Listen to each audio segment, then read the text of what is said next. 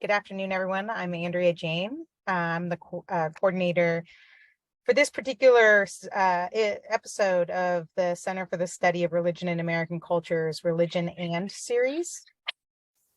So welcome to the third season of the series. The first season and second season were really dynamic and provocative, so we're excited to continue the series this year. And the goal of the series is to create a space for thoughtful and engaged conversation at the intersection of religion and American studies, to create a safe space, safe harbor to engage and unpack questions about the relationship between cultural transformation in North America and the category of religion. And for the last 33 years, the center, its journal, the Young Scholars Program, have been just that. And so this series is meant to be an extension of the work the center already does. It's brought together scholars and practitioners to engage religion and its relationship to the most important questions in our fields, on our campuses, and throughout society. So Religion And is a series of monthly conversations between leading academics and thinkers in multiple fields hosted by the center to continue these critically important interventions. And we host this series every third Thursday at 3 p.m. Eastern Standard Time. And we each time discuss a topic that looks at the relationship between religion, the pressing issues of our day, and their impact on the fields we study. So today, we're talking about religion and environmental catastrophe. So we'll be addressing the American religious landscape and its many different and varying responses to environmental catastrophe, especially catastrophes that are catalyzed by human action and human behavior. So just a couple of reminders. Please remember that throughout today's session, we're asking folks to submit their questions through the Q&A feature of Zoom. This will enable our hosts and panelists to engage these questions as they facilitate the important conversation as it unfolds. And so let me introduce our panelists for today, and then we can get the conversation started. Dr. Tim Beal is Distinguished University Professor, Florence Harkness Professor of Religion, and Director of H-Lab at Case Western Reserve University. And he recently authored When Time is Short, Finding Our Way in the Anthropocene, which was published by Penguin Random House. He's also leading a multi-year loose-funded project called Finite Futures, Imagining Alternative Waves Forward in the Anthropocene. And Jenna Wagner is one of the scholars on Tim Beal's Finite Futures team, and also a graduate student in engineering management at Case Western Reserve University. Sarah Pike is professor of comparative religion at California State University, Chico.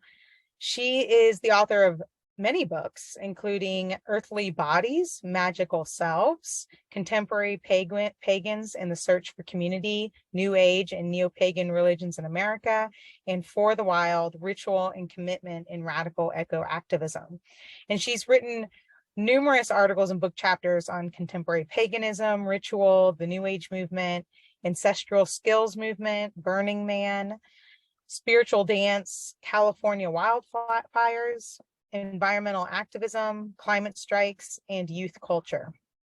And her current research focuses on ritual spirituality and ecology in several different contexts, including a project on ritualized relationships with landscapes after wildfires. So finally, I'm Andrea Jane again, and I'm going to start our conversation by posing a general question for our panelists. And that is, could any of you start us off by sharing a particularly notable religious response to a recent environmental catastrophe, and maybe discuss how what it teaches us about the place of religion in this age of human-induced environmental change? Well, it's a great question. I'm happy to start if no one else is jumping in there. I've been really interested in kind of local California responses to disaster, because obviously we are on the forefront. I've now lived through a catastrophic wildfire and an earthquake since moving to California about a little under 30 years ago. And in 2018, the Camp Fire, which is one of the deadliest, I think it is the deadliest wildfire, 85 people died. It was a wildfire just 10 miles from my university. And so I wasn't in the community that was devastated, but I was on the edge of it and was really interested to see kind of what was going to happen. And at first, I didn't want to look at it academically. It took me about half a year before I was ready to kind of engage, because I don't know, there was something so traumatizing about it. But I started talking to some of the religious leaders. And one of the things I noticed as I started collecting news articles and talking to people was that the local churches ended up really playing an important practical role, as well as, you know, the more traditional kind of religious spiritual solace and comfort. But they ended up being the places where people would go to get food, you know, any other kind of essentials. And it was really interesting, you know, before the big disaster relief agencies came in, they were, as one of the ministers put it to me, they were the boots on the ground. They were doing the work. And, you know, it didn't, at least in the beginning, it was really focused on just disaster relief and not so much on making meaning about what was happening within a religious framework or proselytizing. That came about a little later.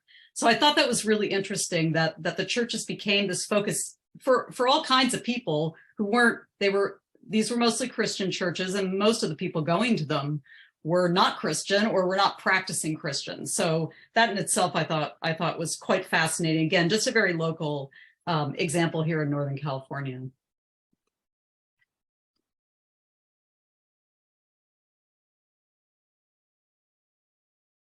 That's a great example, Sarah, and thanks for that. It made me think, you know, on a university campus, right? When the chaplains all get called by upper administrators is, you know, on a day of catastrophe, whether it's a shooting or a suicide or something happening in the world, or in the city or whatever. It's those catastrophic moments, and all of a sudden the chaplains who otherwise are never on the minds of the president, provost, and deans are recruited and are the first on the ground in a similar kind of way. I was thinking, I guess this is maybe less of it's not exactly a specific example of response, but it's kind of a general response that I'm seeing lately. And it's in the context of conversation. I have a lot of conversations with you know, leaders and ministers in, I guess you could say, liberal, Protestant, Christian, or Christian adjacent religious communities, you know, left-leaning Protestants and Unitarian Universalists and post-Christian communities and so forth like that. And it's in a way, it's a kind of it's parallel, it's similar in some ways to what you're saying, Sarah, but it's a kind of response to the sort of general, I think what a lot of us are feeling, this general catastrophic end to optimism, or to any kind of believable optimism about reversing or slowing climate change and avoiding climate catastrophe.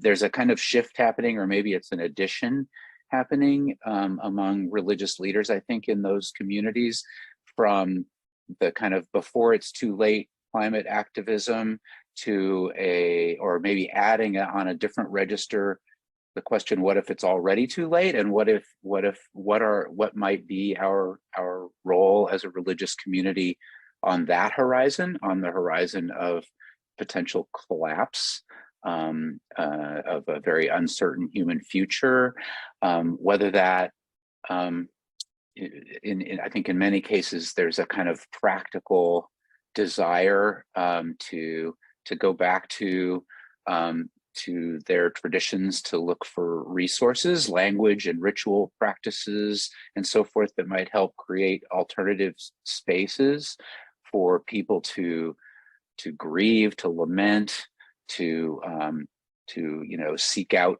antidotes to human exceptionalism, we might say, to imagine alternative finite futures.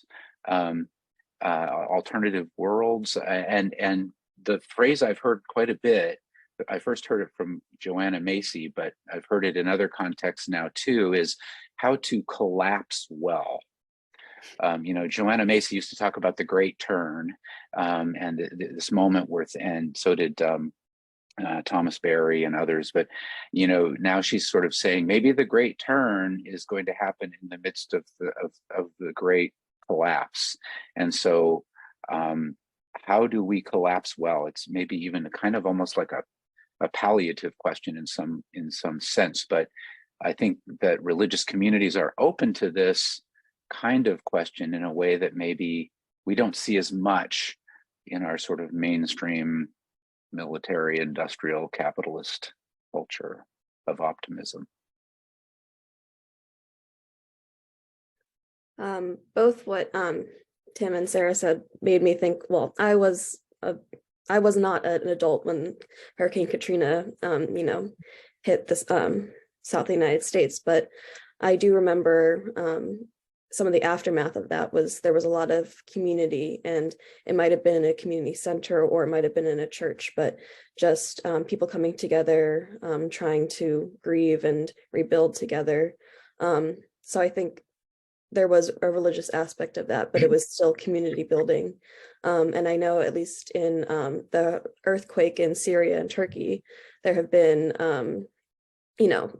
makeshift refugee centers in, again, community buildings or, donation centers with food and water. So I think it's, you look to your institutions during times of crisis, and faith if there's a natural disaster where, you're asking, why did this happen? Or how can we get through this together? I wanted to pick up on a couple of things that you both said. I'm really interested in the issue of grief and mourning and loss and kind of what we do with that. And one of the things that happened after the campfire in our community, well, there was a lot of memorialization pretty soon afterwards. I mean, people sharing photos of like an existing tree in the midst of ruins with lemons on it, that spring, just a few months later. But at my university, there were no chaplains called, of course, because it's a state institution.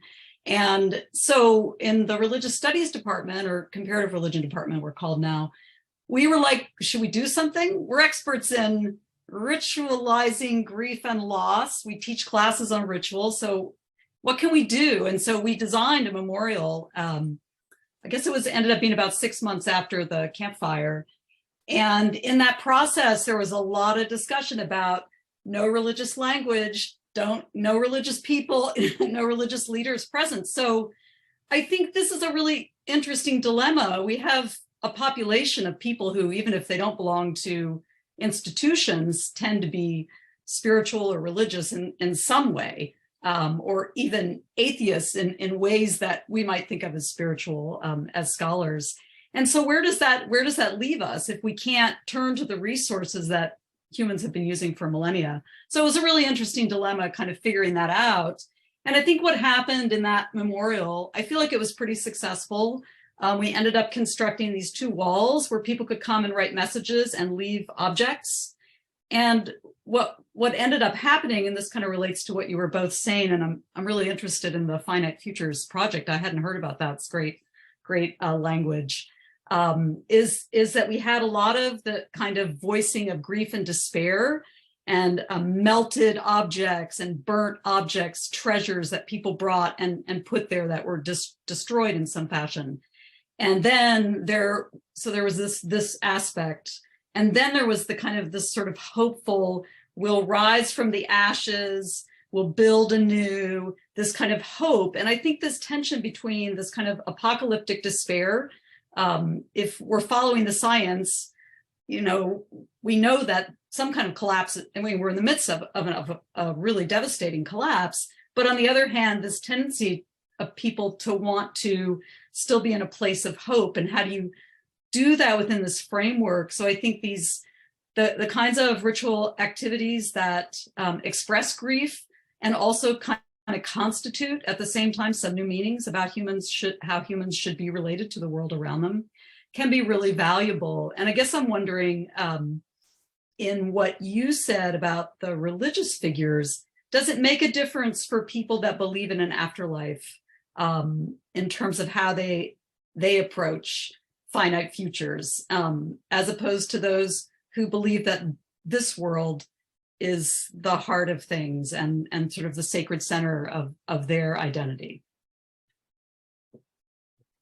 That's a great question, and I'm thinking about it a lot because I'm some of the conversations I'm also having. I come from that world of conservative evangelicalism, which I don't identify with and haven't for a long time, but I know that culture and I'm familiar with that, and this sort of notion of that this ego is gonna have some kind of a afterlife as an individual subjectivity.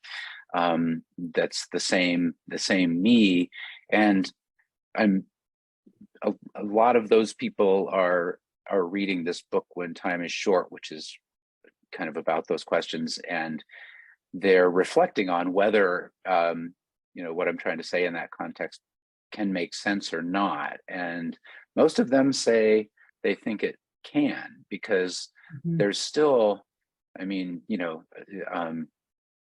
my mother, who's a person of incredible integrity and a very devout conservative evangelical, who believes in heaven and that sort of way of thinking about it. She still talks about, she's 86, and she talks about the grief and the loss of losing this beautiful world that she loves and these amazing relationships that she loves. And there's still a death there that isn't resurrected. Right? For thoughtful people who are thinking about that,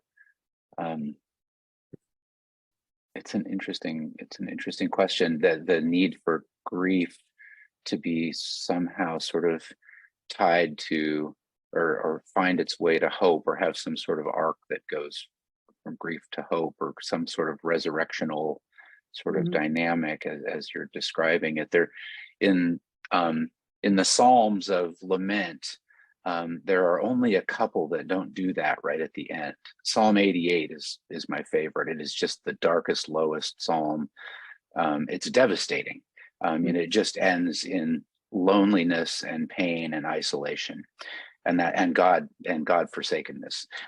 Most of them, though, have this sort of turn toward the end of the psalm, towards some "yet I will trust," or that kind of language, or even sometimes a turn to thanksgiving, as though some sort of resurrectional, redemptive thing happened in the middle of the psalm, if we're thinking of it as a ritual, as a piece of ritual text in some way. When you mentioned religious leaders, my first thought, I grew up Catholic, so my first thought is obviously Pope Francis and his encyclical about the environment. So I think maybe if there's already trust and there's already a relationship, either with a really high religious leader or just a local one, I think that sort of relationship can then turn into a conversation or a more personal examination of grief and the loss of the environment. But maybe not if that leader is not already inclined to talk about things outside of just the religion itself. Yeah, it's interesting. I mean, I'm thinking in like 3 different directions now, so I'll try to not ramble too much. I love the idea of lamentation. I think it's so important as a culture. We're so bad.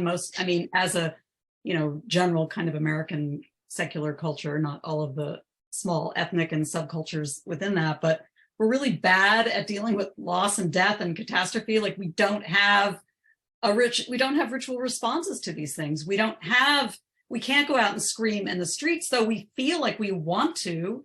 I mean, I feel like I want to do, go yell every time I read the latest climate news. And it's like, we don't do that. We control ourselves. And yet this moment calls for lamentation. It calls for shrieking and, tearing one's hair out. I mean, I feel like it does. So I think that I love that word and kind of thinking about well, what kind of rituals can we create that are going to allow this? So one of the things I noticed in the activists that I did fieldwork in for my last book was that their way of dealing with this kind of grief and hope thing was to imagine a future with very few humans. That was where they went with this. It's like the earth is not going to die, quote unquote. It's human beings in the way that we have understood our role on the planet, that is going to come to an end. And I thought that was really interesting, because at the same time they're mourning the loss of trees, glaciers, and all of this, but then kind of looking with some kind of contingent hope towards this strange kind of future in which humans are absent and the world becomes this wild place again, or what they imagine it was, a wild place. Of course, it wasn't. I mean, when would that be? When was it ever wild? There's been humans shaping the landscape for millennia. But anyway, yeah, that was a little bit of a rambling kind of riff on what you brought up about lamentation and this grief and hope dynamic. I wonder if I can chime in here with a question following up on your comments. How then do those activists' visions of the future that maybe collapse or shrink down the human impact on this planet, the human presence on this planet, how do they relate to visions, religious visions, in terms of human domination and human exceptionalism? Mm-hmm. Because it seems to me like those are two very different ways of responding to environmental catastrophe. On the one hand is to say, well, we're here to dominate and always be in that position over the earth and its other creatures. And then on the other hand, you have these activists saying we should become smaller. Mm-hmm. Yeah, so that's conversation with each other. Yeah, I think that's a really great question. And I should say that different activists had different views, but I found this a really prevalent one. And in part, I think it was a response of kind of shame and guilt for what humans have wrought. This is what we deserve, right? But then, sorry, I'm losing my train of thought here. Can you just restate that last sentence that you said, Andrea? Sorry. Sorry, I just had to unmute myself. Yeah, how do these two different responses to environmental catastrophe relate to one another? How are they in conversation or not? When on the one hand, we have the response that, we're here to be in dominion over the earth and right. Whereas on the other hand, you have the activist response that we should become smaller in our impact. Right. Sorry, it was the dominion part that I kind of lost there for a second. Yeah, that's fine. Aging. Yeah, the sort of human exceptionalism, I think it's really strongly critiqued, obviously by many people, not just these activists, but they might be on the extreme end. That the idea for them is that humans are just one of many species and that we should be living as if we are in relationship with other species and not the center of things and not controlling everything. And I mean, I think this can be somewhat problematic when they're also, I mean, so what happens if humans are out of it? That doesn't mean that it may be these invasive species that are, the cockroaches are going to take over the world, or the nutsedge, or, it's not going to necessarily be some perfect planet of biodiversity. I don't know. But I think it's interesting, the idea that the hope is that the planet, and I think they're drawing off of these Gaia theories of Lovelock and Margulis and others, that the planet is a self-regulating organism, that it will come back into balance without us here. And that if we have a role to play, I mean, they tend to position indigenous people as being the ones that have the knowledge to live within their means. And of course, there's evidence to support that view and to challenge that view that can tend to romanticize indigenous peoples, but certainly the knowledge and wisdom that many of those communities hold is something that, for the young activists I interviewed, is a model for us. So if there are humans left, the hope is that they would be cultures that would see humans in their proper humble place within these larger ecosystems as just one of many other species. So I think they really want to get rid of that idea of a kind of anthropocentric ethical system or morality where humans are going to fix everything. if we just look to science and technology, we can fix everything. They say no, that's just going back into this whole notion that humans have some kind of special role to play. Mm-hmm. Yeah, in some ways that kind of dominionism and then this other cultural phenomenon that Sarah's talking about are two responses to the same catastrophe. And dominionism, I think in some sense, is a kind of, it's an immortality project. It's an immortality vehicle, to use Ernest Becker's old language from his book, The Denial of Death. It's a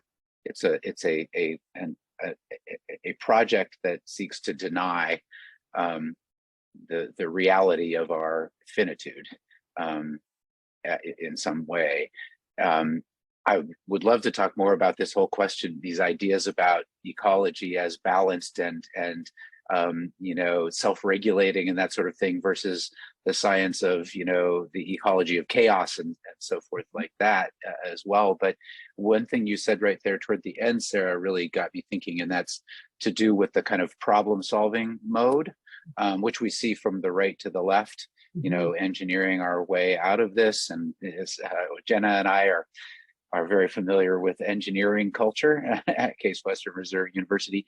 And then on the other hand, like the communities you're talking about, Sarah, and I'm also thinking about people who are in the speculative fiction world and Afrofuturisms and other of those movements, and how those movements have a certain, at least potential resonance with religious communities, in that these are places where we can maybe at least a little break out of the kind of problem-solving mode, which can only ever keep us going in a linear way. We fix one problem and then the next one presents itself and we fix that. We're never going to jump tracks or find some alternative possibility so long as we're in problem-solving mode.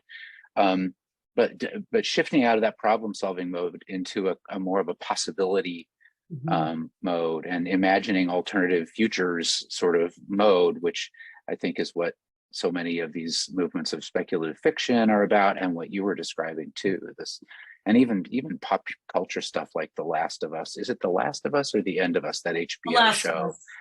Yeah. In my mind, I always think The End of Us, which is interesting, but it's a kind of fantasy of a contracted, population and all of that. But yeah, problem solving versus possibility thinking and imagining. I think that depending on what side of the camp you are, you can use religion to justify any action. So the same text in the Bible could be used for someone saying that this is our one earth and we have to protect it, and there's eco justice that we need to continue on forward, or that if this is the one earth, then we're just waiting and we can take advantage and, exploit all the resources we need for this one life. So, or, our mortal time on this earth. So I think it depends on the ethics and the morality of the people who are in charge or leading that group of followers, and if it's not in a group of followers, it's up to the individuals. It's more how the reader or the follower wants to interpret it, maybe. Then they're looking for justification in the text already, and then whatever they wanted to come in with, they will find it, regardless of what anyone else will tell them. Yeah, I think that point about the ethics of the people leading the charge is really important. I mean, unfortunately, the people leading the charge, at least in kind of the American culture, I mean, a lot of them are non-religious. I'm thinking of Elon Musk. I just saw this great talk by Mary Jane Rubenstein. She's a religious studies scholar. She has a new book out, or a recent book out, called Astrotopia, which is this whole idea that I think you referred to, about the problems. Technology is going to fix us. We can go to another planet and there we can do it right, And I mean, obviously, a lot of the ethics around Musk's are not the kind of ethics that we would hope. he's looking to a tradition, but it's not a religious tradition. It's, you know, a kind of secular faith and science tradition. But I think the ethics then, of course, just get really displaced by these kind of capitalist imaginaries, not, you know, these more utopian kinds of imaginaries that we might prefer and that you see in some of the speculative fiction. Yeah. I wonder oh, sorry, Tim. No, go ahead. You go. No, you. Well, I was just going to say, I wonder if we might flip our focus here from our religious subjects to ourselves as scholars of religion. Sarah, when you first so generously started us off, you mentioned that it took you a while to address that fire incident because of the trauma and grief. In what way are religion scholars ourselves, or in what ways are we affected, or are the questions we ask or the topics we take up affected by our own relationship to climate change, and environmental catastrophe? How are we seeing this play out in terms of, you know, the kind of psychological relationship to this, you know, traumatic reality we're facing, and does that explain anything about the kind of work that's being done or the lack of work that's being done addressing environmental catastrophe? No, those are really good questions. Yeah, I mean, I'll pick it up since you mentioned my hesitance to, like, oh, that's way too close to home, I don't want to go there. And it's interesting because I had a pretty devastating house fire, I guess 10 years before the wildfire. It wasn't a wildfire, it was a house fire. And so I had my own kind of personal loss. And then, you know, on top of that was my grief for the people there. And then, of course, you know, we all knew, I mean, all of us, all of my sort of, you know, academic friends and other friends are talking about, well, of course, this is climate change. So there's these layers of kind of grief and loss and catastrophe. There's the local catastrophes of flooding. You talked about Katrina, I think, Jenna, and, you know, hurricanes and wildfires. So there's these kind of local catastrophes, but we then have to grieve those, but then we have this other layer of grieving these, you know, the kind of global future or finite future. I really like that. So I think it's, yeah, I mean, for me, I don't really want to work on anything else right now. It just feels like this is what we should be called to do as scholars. And this is reflected in my teaching as well. It's like, I used to always bracket, I'm not an ethicist, I'm not a theologian. I also, you know, bracket sort of these questions of values, but I don't anymore. It's like, okay, let's talk about, I have readings that are really disturbing in my religion and nature class. So let's talk about grief. Let's, you know, what do we do with it? And I would not have done that 20 years ago. Not that climate change wasn't here 20 years ago, but we're facing it in a different way now. So I think, I mean, for me personally, as a scholar and as an individual in this era, there's just not another option than to kind of face things. And I mean, this kind of goes to, I think you mentioned Joanna Macy earlier, Tim. Yeah, I mean, her whole approach with her work that reconnects and other things. I mean, it's about facing what's happening, not kind of digging our holes and just going about what we were doing before as if nothing has changed.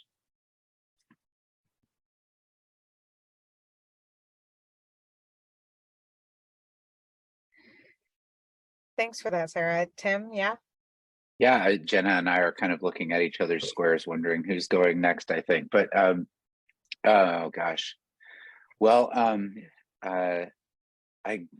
in Hood River, Oregon right now, visiting my mom, and I was born here and grew up on ranger stations because my dad was a forest ranger. And so with regard to fire in particular, I remember we just visited Wind River State Ranger, what used to be Wind River Ranger Station, which was the first house I remember living in when I was like 5 years old. And I remember going out to the creek right next door to it, right down the street, and watching the helicopters come with their big buckets and dip into this dammed lake there to pick up water and go off to the fires. I remember my mom taking me up on a hill one time, and you could see this huge glow in the distance. I'm going to get choked up. It was a huge wildfire, and her saying, "Your dad is out there," and just this, didn't know what to do with that. But so I grew up in a culture that named fires, that talked about the names of fires, that where they had a kind of personification. They were sort of personified in some sense, dangerous and violent, but also fascinating and compelling. Probably, now that I think about it, a lot of my interest in religion and horror, and in that sort of religious experience of a kind of a mix of fascination and fear, probably in some ways comes from experiences and encounters like that. I've never really thought about it in that regard. So I thank you for the question, Andrea. I think in general, my response is like Sarah's, that this is what we all need to be talking about and working on and paying attention to. And I'm just trying to pay attention and learn and find my way into context where I can keep doing that. And yeah. Well, I'm pretty new to I would not consider myself a scholar of religion. I would say I'm an engineer first. And Tim, I took a class from Tim, and that was really my first introduction into thinking about ecology and religion, and not as an engineer, religion and ecology separately. So this is all new to me, but I would say growing up in my Catholic church, my priest, we did outdoor mass, and he used a lot of water elements in different rituals. So it was interesting seeing that growing up, because I didn't realize that was not our tradition and other people's experience, or religious experience. But I think, well, Tim, I don't know if you have seen, or if anyone has seen this, but there was a train explosion in East Palestine, Ohio, a week and a half ago. And, yeah. I think now I can look at that and recognize there's more than just the action itself and why it happened, but the effects of the community, because it will continue down the Ohio River, and I think they were saying it's 100-mile radius, and then again with down the river. So and I can look at that and say that there was a lot of governmental inaction around that. So kind of going back to community, not exactly religion, but I think there's little things every day that I'm looking at differently. Jenna, I'm really curious, as an engineer or engineering student, kind of how you think about the role of science and technology. I mean, I've said some critical things, but I mean, I'm really interested, how does somebody, a young scholar going into this area, kind of think about it, the place of your field in this current kind of environmental crisis? Yeah. And I am, Generation Z, so this is my future. But I think one of the things that Tim mentioned was, especially at Case Western and engineering, there's always a solution if you think hard enough and think more outside the box. But what if there is not a solution? And then are we all going to talk about our feelings and come together as a community to get through the next couple of years? I mean, that doesn't seem very likely, but I think it's taking the humanities and religion and looking at how we can, as corny as this sounds, really look to the past and look to other people and see what has worked in times of crisis, because at least I don't I don't have a lot of hope in 50 years what what everything's going to look like. So it's hard because I would love to say that there will be some amazing technology to save us, but I don't know. I guess it's preparing for the worst if that doesn't happen, but hoping that it does. Well, thanks. It's really interesting to hear you say that, yeah, kind of looking to the past as well as these technological developments, because one of the things that's happened in California and elsewhere, I think, in response to these catastrophic wildfires is a turn to indigenous ways of managing the landscape, especially using fire. Speaking of the personification of fire.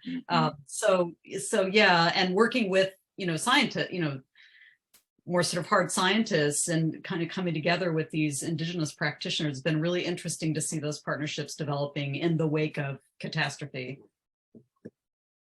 And I guess there's also a sense of guilt because I don't want to claim Elon Musk and all of the things that he's done, and so it's as a technologist, I think technology has done amazing things, and I'm glad that we have indoor plumbing and electricity, but at what cost? And at what point in the Anthropocene have we really made it unbearable for the future? Yeah. 1943, I think. Yeah. Yeah, really.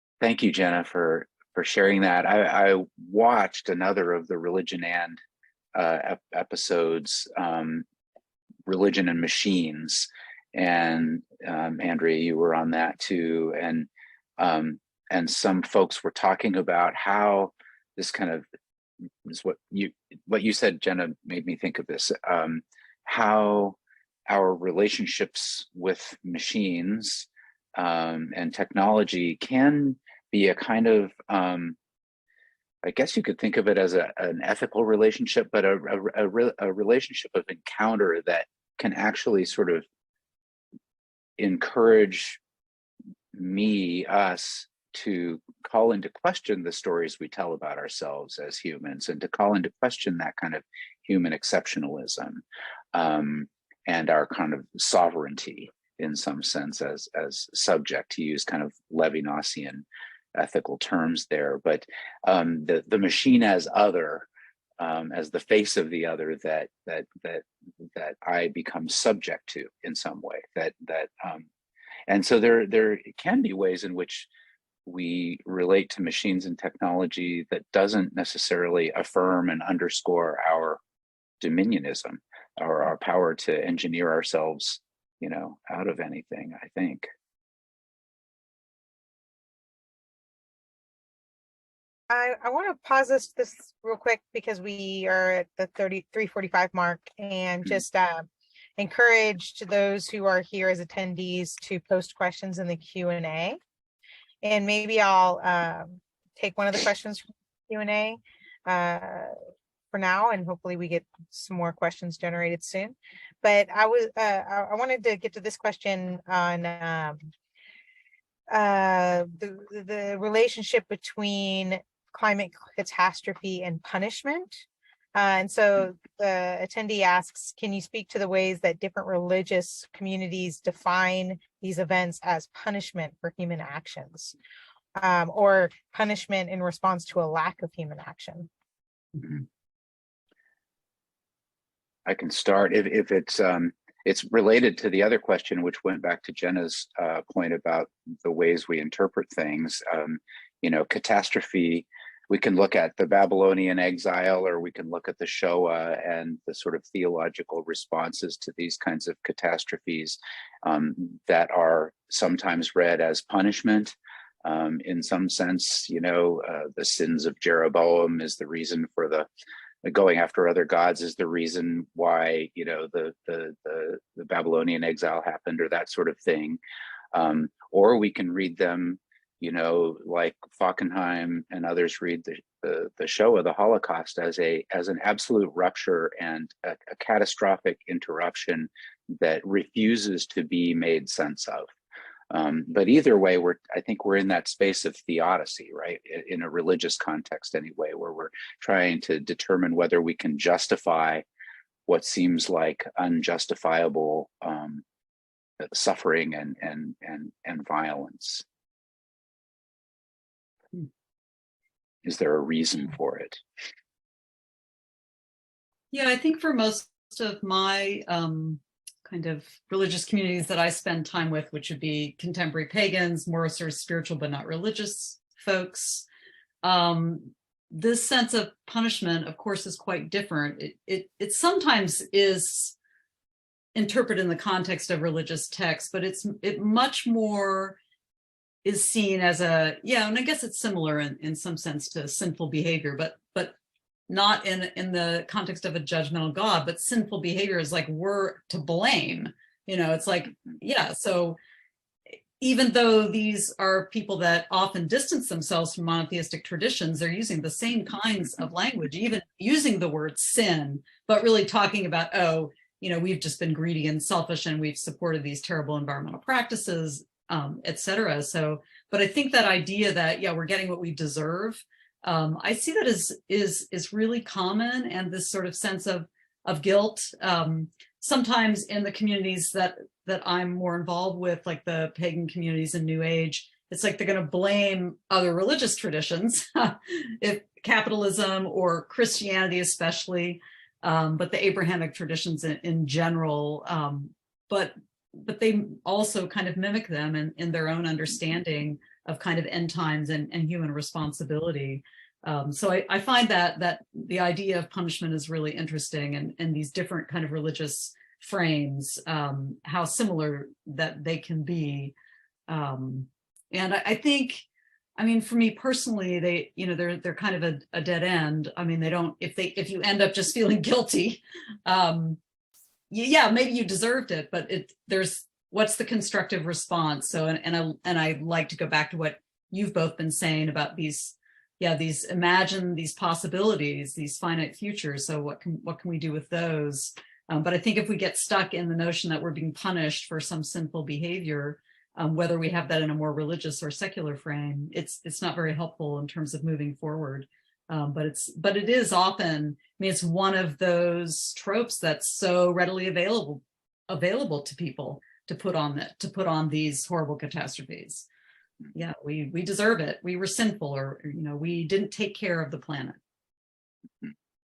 And I think that way of human thinking is, in most cultures and societies, there is a creation story and a destruction story. So it makes sense that we would want to have a overarching story to make sense of it all. And the end times and the rapture, it's, of course, there's the world is going to be destroyed and hopefully there's a savior, but I don't know, it's interesting because sometimes in some destruction stories it's not a bad thing necessarily, or it just, that is how it's meant to be and that's what we should accept. So it's not punishment, but it's just the nature of it. It's just how it was always meant to be. So in that sense it's almost comforting because it's not exactly punishment, it's just that's where we happen to be on the timeline. It's just inevitable. I wonder, like, what came up for me is how punishment is politically instrumentalized, and so not necessarily we're being punished for what we did, but we're being punished for what they did, right?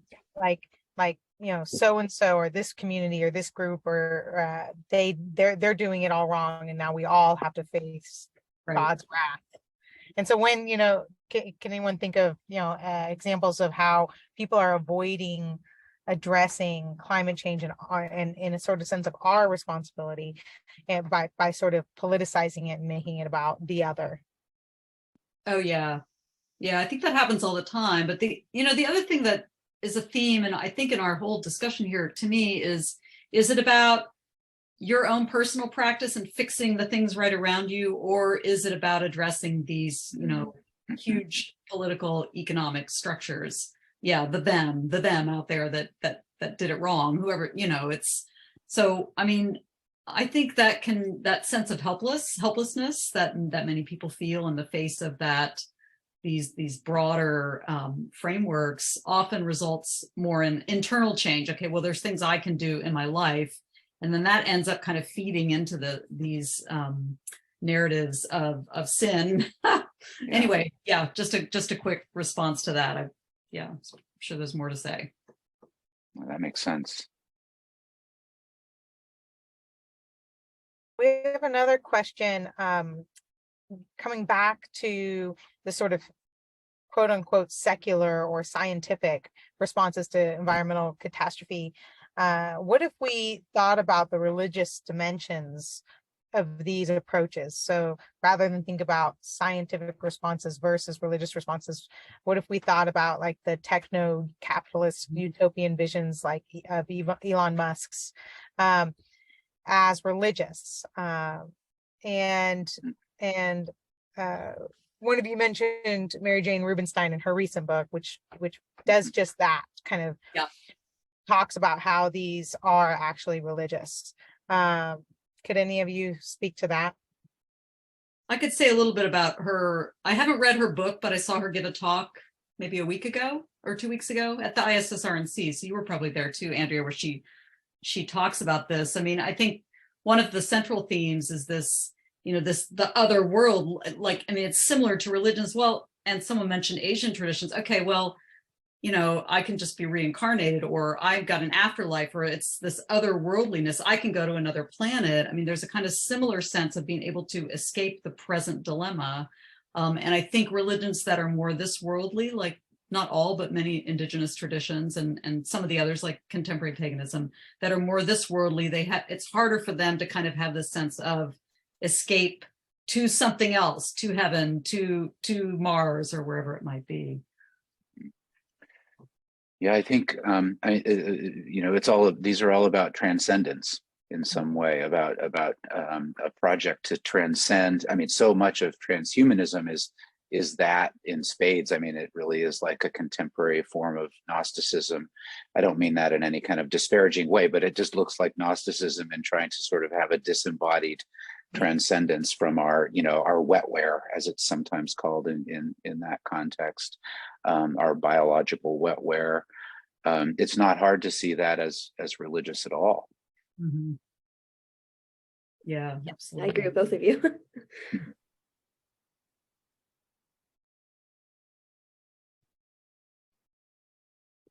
Looking to our Q&A, we don't have any other questions.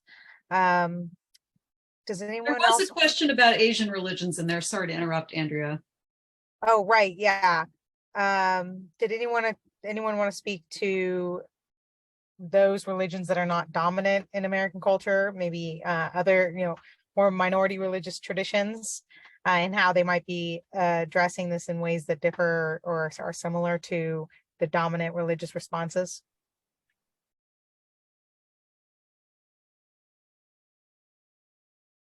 Well, I can just say a little bit about it, but I think, I know the context is American culture, so it just might be interesting to think about comparatively with some other cultures. And I'm thinking about India specifically in the work of David Haberman on kind of Hinduism and environmental beliefs, and really wonderful work. But I mean, one of the things that he talks about in the Hindu approach to, say, river pollution is that it's a kind of yes and no answer.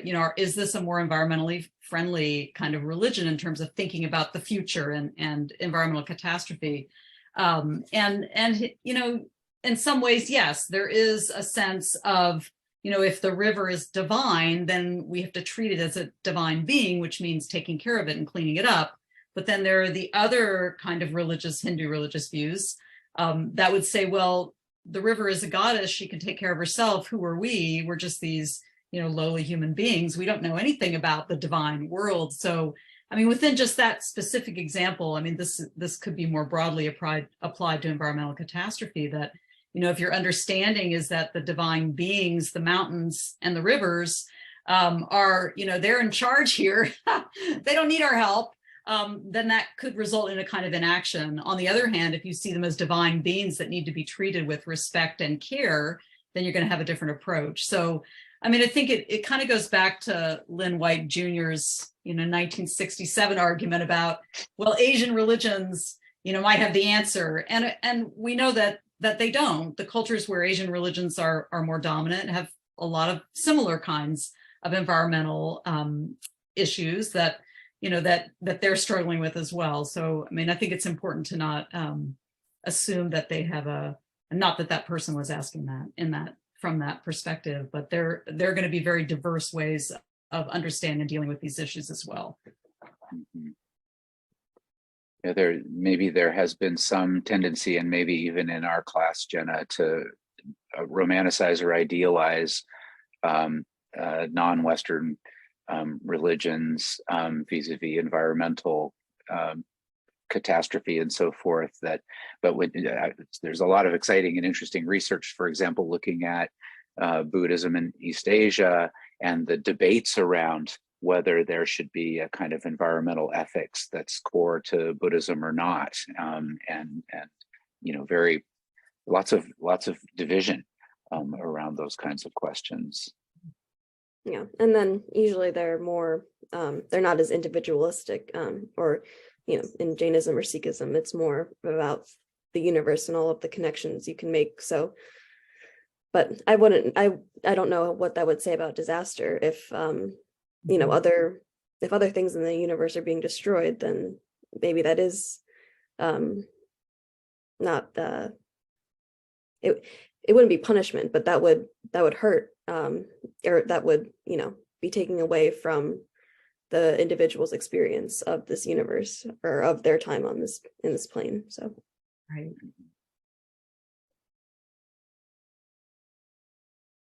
Just one more question from the Q&A. It was a follow-up to the question about seeing the religious dimensions of these scientific or secular narratives. The question is about the separation of the methodology of science and the sort of metaphysics of scientism.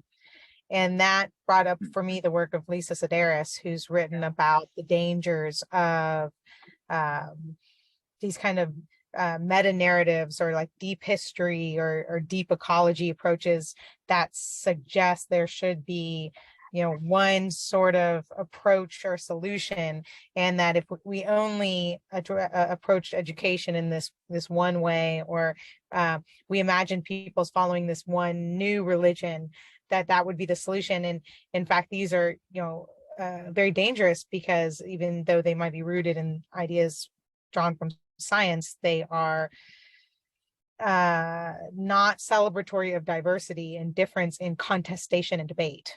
And so science, the sense of scientism, can become very dogmatic and problematic in addressing our future problems and our current ones.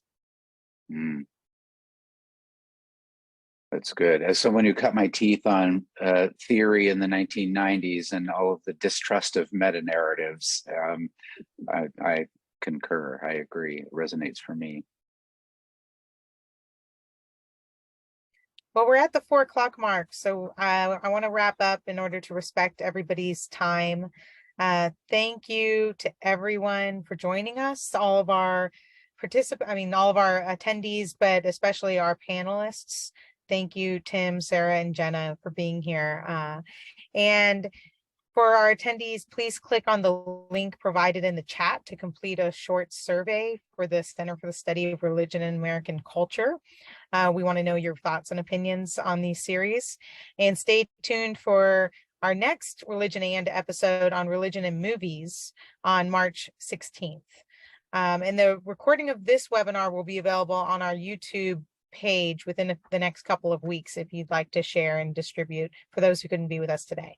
So thanks again, and hope to see you all soon. Thank you. Great to thank talk you so with y'all. much. Thank you, everybody.